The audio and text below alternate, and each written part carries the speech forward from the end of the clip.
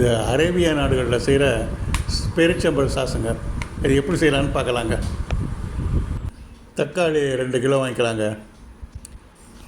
தக்காளி medium size தாங்க. ஒவ்வொரு தக்காளியும் 4 பீஸாக கட் பண்ணிக்கலாங்க.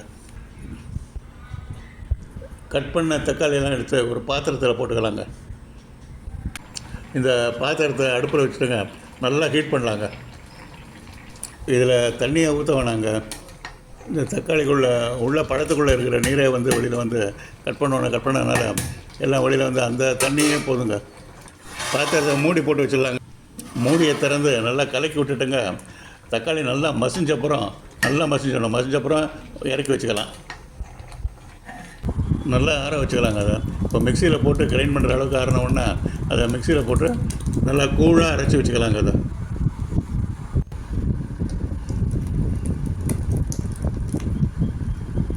இப்போ பேரிச்சம்பழம் எடுத்துக்கலாங்க. பேரிச்சம்பழம் கொட்டையெல்லாம் எடுத்த பேரிச்சம்பழம் 1.5 கப் எடுத்துக்கலாங்க. அதை மிக்சியில் போட்டு அரைக்கிற மாதிரிங்க சின்ன சின்ன பீஸாக கட் பண்ணி வச்சுக்கலாங்க. அதை எல்லாம் சின்ன சின்ன பீஸாக கட் பண்ணிடலாம். அதை அப்படியே மிக்ஸி ஜாரில் போட்டு கொஞ்சமாக தண்ணி ஊற்றி நல்லா பேஸ்ட்டாக அரைச்சி வச்சாங்க. அடுத்து ஒரு பவுலில் 3/4 கப்பு புளி எடுத்து வச்சுக்கலாங்க. அதில் தண்ணி ஊற்றி வச்சுக்கலாம். அதை ஊற வச்சிடலாம். அது நல்லா ஊறட்டுங்க. அதை இப்போ அடுத்துங்க ஒரு அடுப்பில் ஒரு வானல் எடுத்து போட்டு நாட்டு சர்க்கரை அதில் கொட்டி 1 கப்பு அளவுக்கு கொட்டி அதை ஹீட் பண்ணலாங்க. நல்லா சூடான உடனே ஒரு 1/2 டம்ளர் தண்ணி ஊற்றிக்கலாம். ஏன்னா பாகு அடிபிடிக்காமல் இருக்கும். சீக்கிரமாகவும் பாகும் வந்துடும். நல்லா கிளறி விட்டுட்டே இருக்கலாங்க. நல்லா சூடாக்கிங்க. நல்லா கெட்டியானோடனே பாகு பதம் வந்தோடனே அதை அப்படியே நம்ம ஏற்கனவே செய்து வச்சுருந்த இந்த தக்காளி ஜூஸில் அதை அப்படியே ஊற்றிக்கலாங்க. ஊற்றி நல்லா கலந்து விட்டுக்கலாங்க.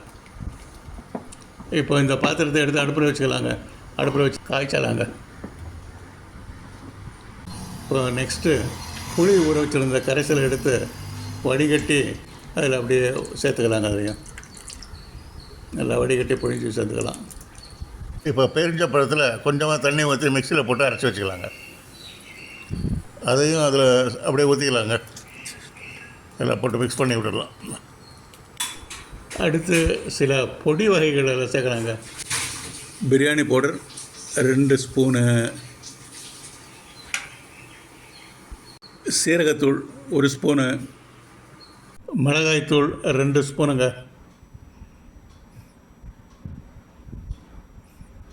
ஏலக்காய் பொடி 1 ஸ்பூனு,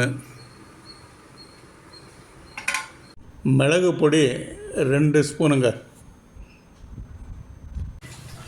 உப்பு 2 ஸ்பூனுங்க. எல்லாத்தையும் நல்லா கலந்து கொதிக்க வைக்கலாங்க. நல்லா கொதிக்க வைக்கலாங்க.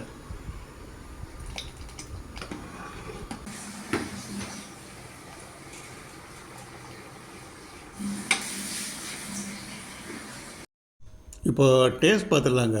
ஒரு ஸ்பூனில் எடுத்துக்கிட்டு நல்லா ஆறினவுடனே நல்லா கொஞ்சம் டேஸ்ட் பார்த்துடலாங்க. இப்போது நம்ம டேஸ்ட்டுக்கு தகுந்த மாதிரி என்னென்ன பொருள் சேர்க்கணுமோ சேர்த்துக்கலாங்க. கொஞ்சம் சர்க்கரை சேர்த்துக்கலாம். அதில் புளிப்பு, காரம், இது என்னென்ன செய்கிறோமோ இன்னும் பொடி வகைகள் எதாவது சேர்க்கணும்னா சேர்த்துக்கலாங்க. சேர்த்து நல்லா கொதிக்க விட்டுடலாங்க. நல்லா கொதிக்க விட்டுட்டு இந்த மாதிரி ஆற வச்சுக்கலாங்க. இந்த மாதிரி ஒரு பேஸ்ட்டு ஃபார்முக்கு வந்தோடனே எடுத்து ஜாடிகள் எடுத்து அடைச்சி வச்சுக்கலாங்க. பீங்கான் ஜாடி ஒன்று எடுத்து வச்சுருக்குங்க. அதில் இப்போ இந்த டேட்ஸு சாஸை எடுத்து அதில் கொஞ்சம் கொஞ்சமாக ஊற்றிக்கலாங்க. அதில் கண்ணாடி பாட்டிலையும் ஊற்றி வச்சுக்கலாம். மீதியை ஃப்ரிட்ஜில் எடுத்து வச்சிடலாங்க. Thank you very much friends for வாட்சிங். தேங்க்யூ.